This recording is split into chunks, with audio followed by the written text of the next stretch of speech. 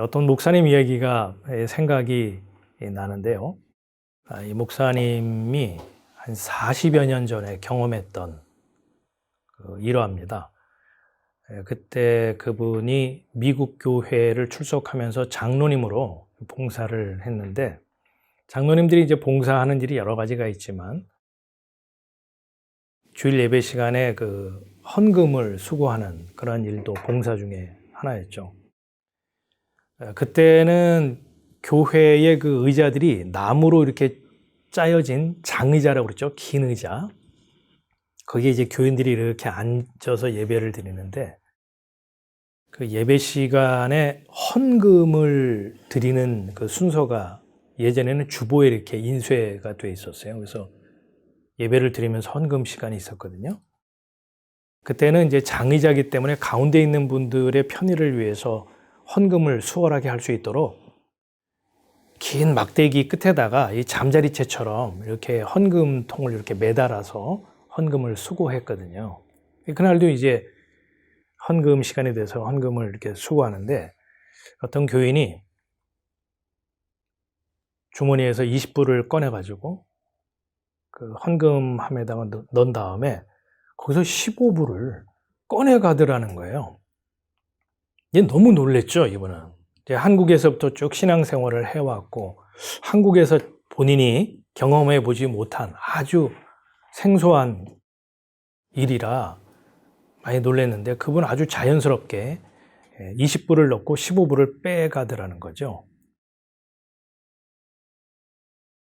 제가 이 얘기를 왜 하느냐면, 어떻게 하나님께 바친 돈을 다시 또 그 중에서 잔돈을 거슬러 가나, 뭐 이런 얘기를 하려고 하는 것이 아니고, 사람들이 알고 있는 헌금에 대한 개념과 하나님이 말씀하고 있는 개념이 다르다라는 거예요. 헌금이라는 말은 그 자체가 돈을 내답니다. 그런데 하나님이 말씀하고 있는 헌금은요, 단지 돈을 내는 게 아니에요. 하나님께서는 당신의 백성들에게 무슨 말씀하셨냐면, 나에게 오려거든 빈손으로 오지 말아라. 그 말은 돈 가지고 와 이런 말이 아니라, 너희들이 올 때는 희생 제물을 가지고 와라, 이런 말씀이거든요. 희생 제물이 없이는 나를 만날 수 없어. 그러면서 그 제사를 드리는 장소가 멀거나 행로가 험할 경우에는 그 희생 제물을 갖고 올 때 소나 양을 바치게 되는데, 혹시 병에 걸리거나 또 험로로 인해서 그 양이나 소, 그 희생 제물이 흠이 생기거나 또는 문제가 발생하게 되면 안 되기 때문에, 그런 경우는 대신 돈을 가지고 와서 그 제사 드리는 그 앞에서 흠 없고 점 없고 티 없는 제물과 교환해서 바치는 것을 율법으로 규정을 해놨죠. 그래서 하나님께서 말씀하신 빈손으로 오지 마라는 그 제물 혹은 헌금이라고 하는 것은, 하나님 앞에 내가 나아갈 때는 이 희생 제물이 없이는 하나님을 만날 수 없는 존재다. 즉, 죄인임을 고백하는 표시로서 나의 죄를 속할 대속물이 필요한 존재입니다라는 고백적 차원에서 헌금을 드리는 것이죠. 그 대속물이 성경 전체적인 관점에서 보면 흠없고 티 없고 점 없는 어린 양 같은 예수 그리스도를 예표하고 상징하잖아요. 그런 의미에서 하나님께서는 당신의 백성들에게 나를 예배하러 올 때는, 나를 만나러 올 때는 대속물을 가지고 와라고 말씀을 하신 거예요. 그렇기 때문에 우리가 교회에 나올 때 헌금을 가지고 오잖아요. 그래서 그 헌금을 헌금통에 그저 돈을 달랑 하고 내는 것은요, 헌금의 정신, 헌금의 의도에 맞지 않는 그저 돈을 내는 것에 불과하다는 겁니다. 헌금의 정신과 의미를 제가 말씀드린 것처럼, 그래서 우리가 헌금을 드리고 바칠 때는 그 액수에 관계없이 하나님, 저는 어린 양 예수 그리스도라고 하는 대속물이 없이는 하나님 앞에 나올 수 없는 존재입니다. 그런데 그 대속물이 나를 대신하여 희생하시니 그 대속의 은총을 입었으니 얼마나 감사한 일인지요. 하나님, 감사합니다. 그리고 드리는 그 헌금이, 예물이 헌금의 정신과 의도에 맞는 것으로서 하나님이 받으시기에 합당한 헌금이 된다는 거예요. 근데 사람들은 그런 헌금의 의미와 개념은 모른 채 그저 내가 헌금을 열심히 바치고 또 많이 드리고 정성껏 그것을 바치면 하나님이 기뻐 받으시고 나에게 30배, 60배, 100배로 되갚아 주시겠지라는 생각으로 하는 헌금은 오히려 하나님을 멸시하는 그런 일이 되고 하나님의 화를 돋구는 일이 될 수 있다는 겁니다. 지금 제가 하고자 하는 얘기가 뭐냐면, 하나님의 생각과 사람의 생각이 이처럼 다르다는 거예요. 특히 성경에 쓰인 단어, 그 중요한 용어들에 대한 이해가 하나님과 사람이 같지 않다는 거예요. 서로 다르다는 겁니다. 그러니까 그런 다른 이해를 가지고 우리가 신앙생활을 하면 할수록 그것은 하나님을 기쁘시게 하는 순종의 삶, 신앙생활이 되는 게 아니고 그건 하나님을 불신앙하는 불순종의 그 시간과 삶을 차곡차곡 쌓아가는 불신앙의 이력이 될 수밖에 없다는 겁니다. 이처럼 그 동일한 단어인데 사람의 생각과 하나님의 생각이 뒤바뀐 것, 이걸 어려운 단어로 도치라고 그러잖아요. 엇박자이죠. 그럼 언제부터 이런 일이 발생했는가? 그 시초가 언젠가? 그것이 바로 에덴 동산의 선악과 사건이 그 출발점이죠. 거짓의 아비 마귀 사탄이 사람에게 접근을 해가지고 달콤한 말로 꼬였죠. 이 선악과를 먹으면 하나님처럼 눈이 밝아져. 너도 하나님처럼 될 거야. 하나님의 은혜 밑에서 그렇게 눈치 보면서 사지 말고 너도 당당하게 네 힘과 네 재간으로 하나님으로부터 독립해서 한번 살아봐. 그게 사람다운 삶이야. 그런 식의 얘기를 마귀가 뱀으로 변장을 해서 인간에게 접근하여 유혹했던 거죠. 그래서 그 말을, 사탄의 그 새빨간 거짓말을 덥석 따먹어버린 인간, 그때부터 이제 하나님의 생각과 사람의 생각이 완전히 달라진 거예요. 뒤바뀐 도치 현상이 그때부터 생긴 거죠. 그래서 아담에 속한 모든 인류는요, 다 그렇게 하나님하고 전혀 다른 그런 생각을 가지고 성경을 보고 이해를 하고 신앙생활을 한다는 거예요. 그럼 그 신앙생활은 하나님이 기뻐하는 신앙생활이 아니고 하나님의 분노를 자극하는 그런 일이 된다는 겁니다.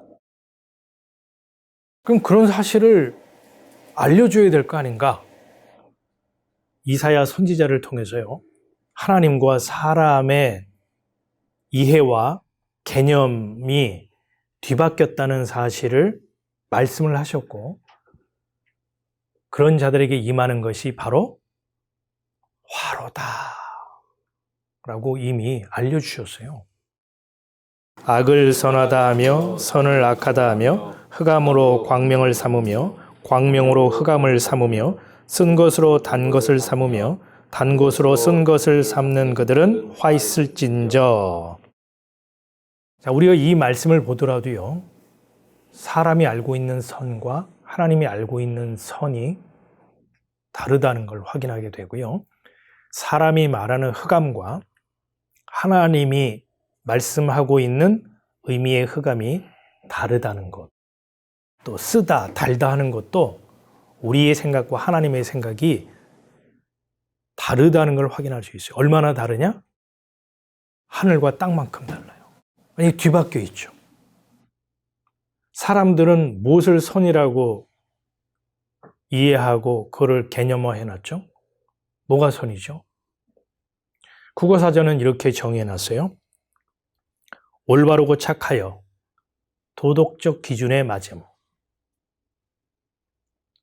그게 세상이 말하고 있는, 사람들이 알고 있는 상식적 개념의 선이에요. 그러니까 사람이 행위가 주체가 되어서 그 행위를 어떻게 하느냐에 따라서 사람들은 선하다, 이렇게 생각을 하고 판단을 합니다. 근데 하나님이 생각하는 선은 뭘까요?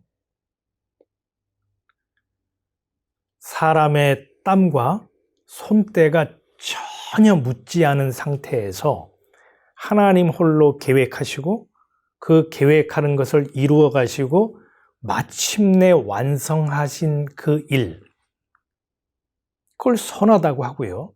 아울러서 그 결과된 것을 사람에게 값없이 선물로 베푸는 것, 한마디로 은혜를 하나님은 선이라고 해요. 혹은 착하다, 아름답다, 유익하다, 이렇게 말한다는 거예요. 선이란 단어부터 하나님과 사람의 생각이 엇박자이죠. 뒤바뀌어 있다고. 하나님께서 이사야 선지자를 통해서 하시는 말씀, 하나님이 선하다고 하는 것을 네가 악하다 하느냐? 화 있을진저. 하나님이 악하다고 하는 것을 너는 선하다고 하느냐? 아, 슬프도다, 화로다, 이렇게 말하고 있다. 자, 흑암이 나오죠. 사람들이 알고 있는 흑암, 어두움이라고 하는 것은 빛이 없이 그냥 캄캄한 상태. 이걸 좀 더 의미화하고 확장하자면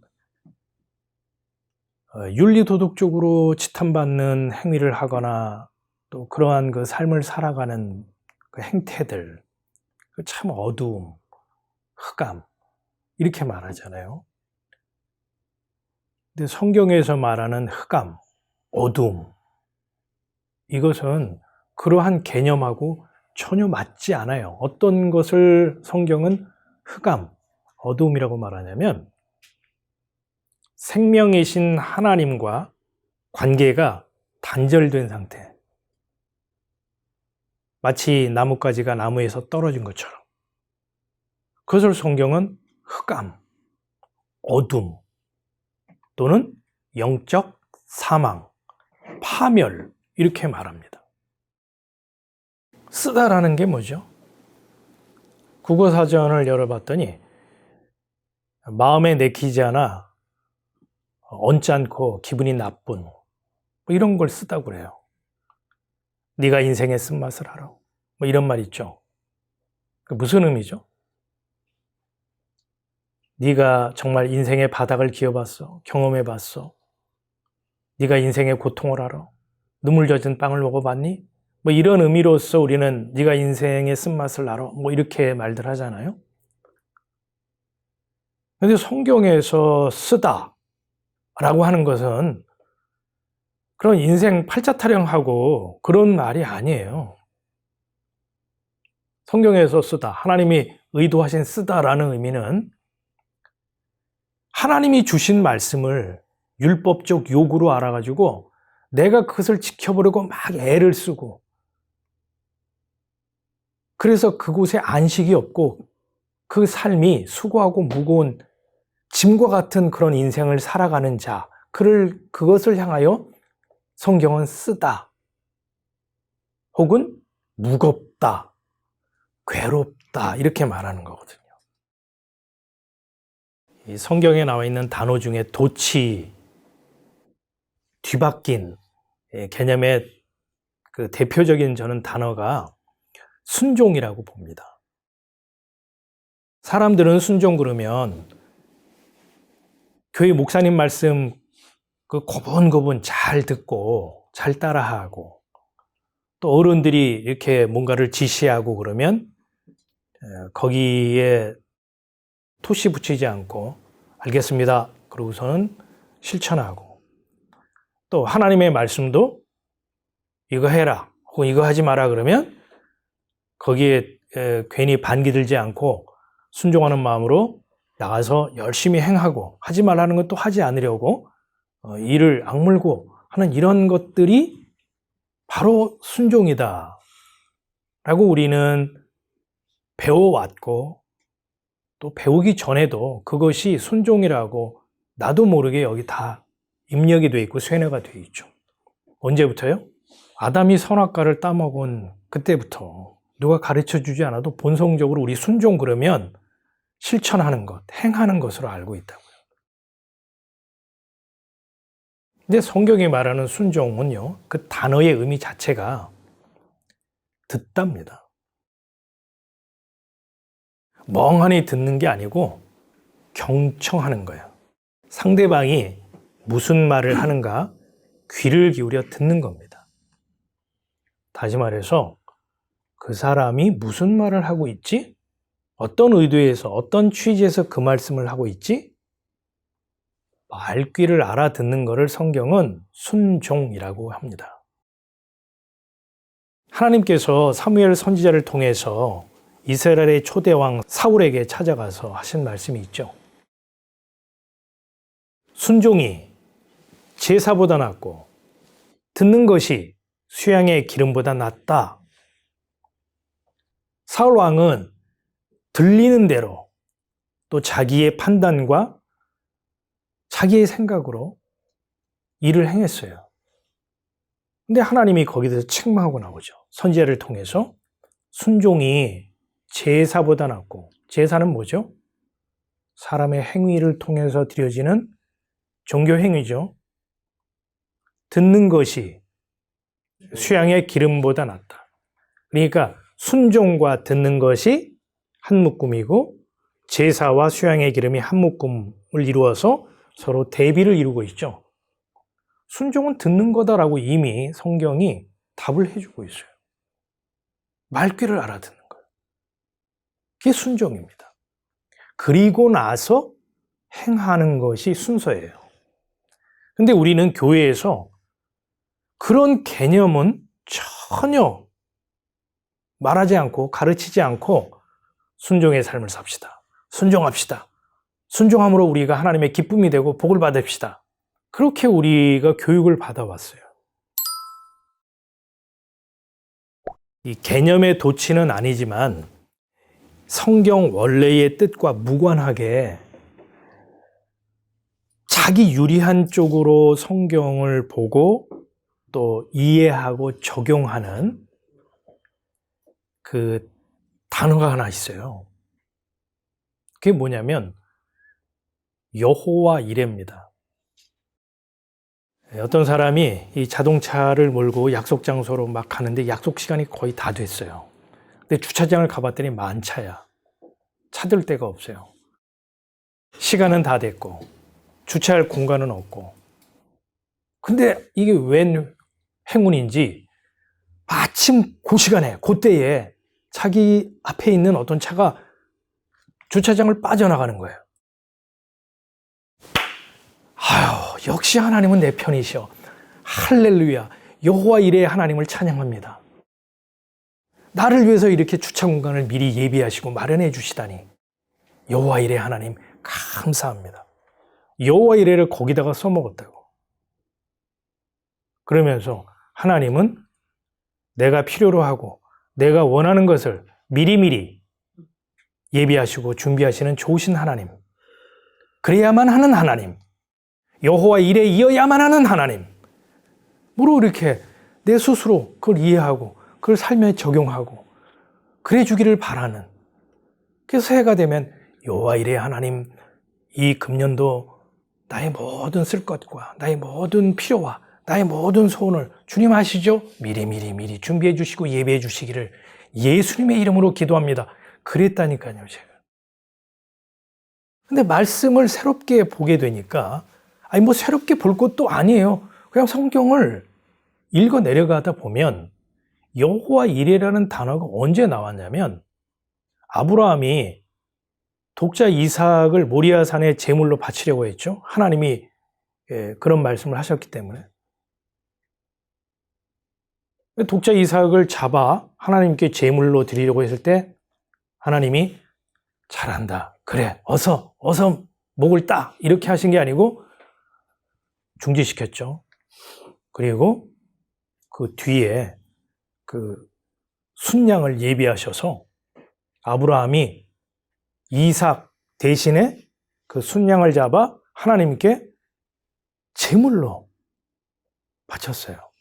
그러면서 아브라함이 깊은 영적인 깨달음, 신앙의 깨달음을 얻게 되고 하나님을 알아가게 되는 거죠. 뭡니까? 하나님은 사람에게서 제물을 받으시는 분이 아니요.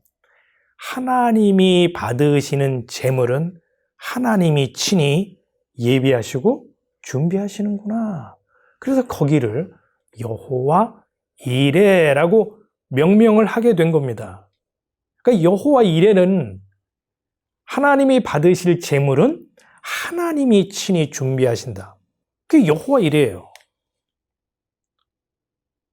사람들은 성경도 안 읽고, 아니 성경을 읽더라도 자기 유리한 식으로 아전인수식으로 해석하고 적용하면서 또 교회에서도 이런 식의 얘기를 많이 함으로써 교인들이 하나님으로부터 기쁨의 대상이 아니고 연락의 대상이 아니고 어찌할꼬 슬프다, 화로다 이런 소리를 듣는 교인을 자꾸 만들어내고 있다는데 참으로 안타까움이 있는 거죠.